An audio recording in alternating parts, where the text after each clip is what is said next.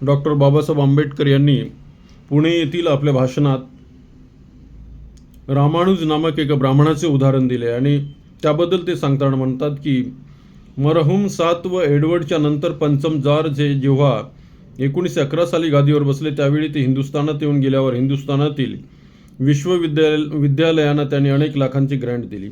अर्थात ग्रँटच्या रकमेतून गणितशास्त्रात पारंगत असलेला प्रोफेसर बोलावून त्याचा लाभ आपल्या देशास देण्याचे ठरले व त्याप्रमाणे त्यास बोलावण्यात आले. मजकूर नावाचे ते प्रोफेसर होते. जे MA असतील त्यांनीच या क्लासला हजर राहावे असे ठरले. त्यावेळी मद्रास येथे रामानुज नावाचा ब्राह्मण गृहस्थ रेल्वेच्या ऑफिसात दरमहा 20 रुपयेवर काम करणारे कारकून होता. त्यास आपले काम सांभाळून या गणित पारंगताची व्याख्याने ऐकण्याची इच्छा अनावर झाली.